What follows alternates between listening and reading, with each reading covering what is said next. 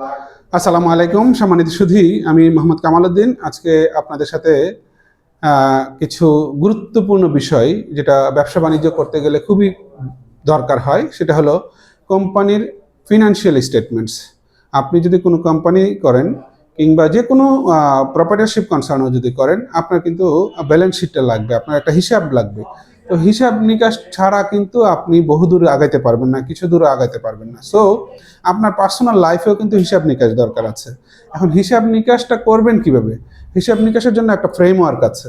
প্রত্যেকটা জিনিসেরই একটা ফ্রেমওয়ার্ক আছে। লাইফের যেমন একটা ফ্রেমওয়ার্ক আছে, তো হিসাব নিকাশেরও একটা ফ্রেমওয়ার্ক আছে। বিশেষ করে কোম্পানি যখন নিবন্ধন নেওয়া হয়, আমরা আরজেসি থেকে যখন নিবন্ধন নেই কোম্পানির, তখন আরজেসি এই কোম্পানিটার জন্য একটা ফ্রেমওয়ার্ক করে দেয়, তার নির্দিষ্ট ক্যালেন্ডার ইয়ার করে দেয়। তাকে বছরে একবার তার কোম্পানিটার অডিট করাতে হবে। এই অডিটটা কাকে দিয়ে করাবে? চার্টার্ড অ্যাকাউন্ট্যান্ট দিয়ে করাবে। আবার এটা যদি পাবলিক লিমিটেড কোম্পানি হয়ে থাকে, এটা যদি সিকিউরিটি এক্সচেঞ্জ কমিশনের সাথে এনলিস্টেড হয়ে থাকে, Dhaka stock exchange, Chattogram stock এক্সচেঞ্জে যদি সে এটা ট্রেড করে, তার শেয়ার লেনদেন করে, তাহলে কিন্তু তার আরও কমপ্লায়েন্স আছে। সেক্ষেত্রে তাকে কমপ্লায়েন্স অডিটর দ্বারা আবার কমপ্লায়েন্স করাইতে হবে, তাকে এজিএম করতে হবে। স্বাভাবিকভাবে প্রাইভেট লিমিটেড কোম্পানির ক্ষেত্রেও কিন্তু এজিএম করতে হয়। আবার 1% কোম্পানি আছে, একজন মাত্র কোম্পানির ওনার, এবং উনি এটার সব কিছু দেখভাল করবেন এবং তার একজন নমিনি রাখবেন।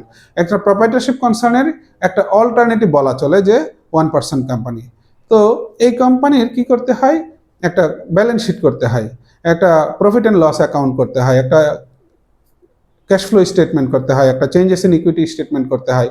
কারণ তার যখন রেভিনিউ জেনারেট হয়, তখন কিন্তু তার ইকুইটি পোর্শন চেঞ্জ হয়। কারণ কি, ধরেন একটা কোম্পানি বা একটা প্রপার্টারশিপ কনসার্ন বা একটা 1% কোম্পানি 10 লাখ টাকা নিয়ে একটা ব্যবসা শুরু করেছে। 1 বছর পরে তখন দেখা গেল তার ব্যবসায় লাভ হয়েছে 2 লাখ টাকা। তো এই 2 লাখ টাকা কি হবে? তার ইকুইটি চেঞ্জ হবে। এই যে 10 লাখ টাকার ইকুইটি দিয়ে শুরু করেছিল, তাহলে 10 লাখ টাকার সাথে আরো 2 লাখ টাকা যোগ হবে, 12 লাখ টাকা ইকুইটি হবে। স্বাভাবিকভাবে যদি লস হয় 2 লাখ টাকা, তখন কি হবে? ইকুইটি পোর্শন চেঞ্জ হবে, 10 লাখ মাইনাস 2 লাখ হবে, 8 লাখ হয়ে যাবে ইকুইটি। তার মানে কি, যারা কোম্পানির স্পন্সর ছিল বা ডাইরেক্টর ছিল, প্রমোটার ছিল, তারা কোম্পানিতে লস করছে। কারণ লস কেন করছে? কারণ যে ব্যবসায় নামছিল তারা, সেই ব্যবসাটা করতে গিয়ে দেখা গেছে পুরা বছরের বাড়ি ভাড়া দিতে হয়েছে তাকে 50,000 টাকা করে, মাসে 6 লাখ টাকা বাড়ি ভাড়া চলে গেছে। এখন সেই অনুযায়ী সেখানে আবার 5 জন এমপ্লয়ি ছিল, 5 জন এমপ্লয়ির বেতন দিয়েছে তারা 5×10 50,000 টাকা, প্রতি মাসে 50,000 টাকা বেতন দিয়েছে। বছর শেষে আরও 6 লাখ টাকা তাদের খরচ হয়েছে, তাহলে 12 লাখ টাকা খরচ হয়েছে। রেভিনিউ জেনারেট হয়েছে সব মিলে, ধরেন যে ব্যবসা করছে সেই ব্যবসায় রেভিনিউ জেনারেট হয়েছে 5 লাখ টাকা। তাহলে আলটিমেটলি কি হলো? তার ক্যাপিটাল কিন্তু কমে গেল। রেভিনিউ, এই যে statement of changes in equity যখন আমি ক্যালকুলেশন করব, তখন দেখা যাবে যে তার 7 লাখ টাকা আছে, মানে 7 লাখ টাকা নাই, 3 লাখ টাকা আছে। কীভাবে কি হলো? কারণ তার সারা বছরে খরচ হয়েছে। আবার যদি জেনারেট হয়, রেভিনিউ জেনারেট যদি 20 লাখ টাকা হয়, তাহলে 8 লাখ টাকা তার প্রফিট হয়েছে। তখন তার আরও আপনার এই ইকুইটি আরও বাড়বে। তখন 10 লাখ টাকা দিয়ে শুরু করেছিল, রেভিনিউ আরও বাড়বে 8 লাখ টাকা, তাহলে 18 লাখ টাকা হয়ে যাবে। সেমভাবে প্রত্যেকটা জিনিসের কিন্তু এরকম ফিনান্সিয়াল স্টেটমেন্টস প্রিপেয়ার করতে হবে। এবং এই ফিনান্সিয়াল স্টেটমেন্টস প্রিপারেশনটা, ফিনান্সিয়াল স্টেটমেন্ট অ্যানালাইসিসটা, ফিনান্সিয়াল স্টেটমেন্টসের নো হাউটা যে জানে, যে বোঝে, এই স্কিলটা শুধুমাত্র যার আছে, সে কিন্তু যে কোনো জায়গায় গিয়ে সফলতা অর্জন করতে পারবে। সফলতা অর্জনের জন্য তাহলে কি করতে হবে? আমাদেরকে স্কিল জানতে হবে, স্কিল শিখতে হবে। এখন একটা ফিনান্সিয়াল স্টেটমেন্টস অ্যানালাইসিস করব কিভাবে? আমি আমার চার্টার্ড অ্যাকাউন্টেন্সি লাইফে আমি যখন যেখানে কাজ করেছি, আমি ফিনান্সিয়াল স্টেটমেন্টস ধরেই কিন্তু আমি বলে দিতে পারতাম এই জায়গাটায় গ্যাপ আছে, এই জায়গাটায় গ্যাপ আছে, এই জায়গাটায় গ্যাপ আছে। তো আমরা আমাদেরকে বিশেষ করে তারা বলতো যে আপনারা এটা না দেখে, আমরা সারা বছর কাজ করেছি, আপনারা না দেখে কিভাবে বললেন? তা আমরা বললাম যে আমরা তো এটার মাস্টার। আপনি ডাক্তারের কাছে রুগী গেলে পরে রুগীর কথা শুনেই বুঝে ফেলে কিন্তু ডাক্তার কোথায় সিমটমটা, জ্বরটা কেন আসছে, এটা কিন্তু ডাক্তারে বুঝে ফেলে। আপনার 2-4টা কোশ্চেন করলেই কিন্তু ডাক্তারে বুঝে ফেলে। সেমভাবে চার্টার্ড অ্যাকাউন্টেন্টের কিন্তু, chartered accountant, chartered secretary, cost management accountant, যারা সি প্রফেশনের, চার্টার্ড প্রফেশনের, এরা কিন্তু যে কোনো কোম্পানির ফিনান্সিয়াল স্টেটমেন্টস দেখেই তারা বুঝে ফেলতে পারে এই কোম্পানিটার স্ট্যাটাসটা কি, এটা কি রেভিনিউ জেনারেট করতে পারছে, এটা কি প্রফিটেবল বিজনেস, বা এটাতে কোথায় গ্যাপ আছে, কোথায় মানে এটা সমস্যা হচ্ছে, এই জিনিসগুলি কিন্তু তারা বলে দিতে পারে এবং বলে তারা রিকমেন্ড করে দিতে পারে। তো সার্ভিস ইন্ডাস্ট্রিতে এই সার্ভিসটা নিতে হয়।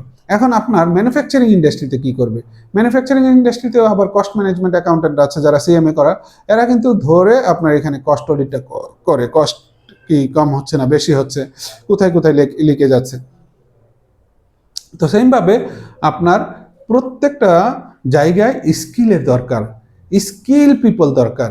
এখন আমাদের এই যে স্কিল বিল্ডার্স একাডেমি কি করছে? আসলে স্কিল বিল্ডার্স একাডেমি এই কাজটাই করছে যে মানুষটার যে স্কিলটা দরকার, যেটা সে পছন্দ করে, সেই পছন্দের স্কিলটাই তাকে ইকুইপড করে দেওয়া হয়।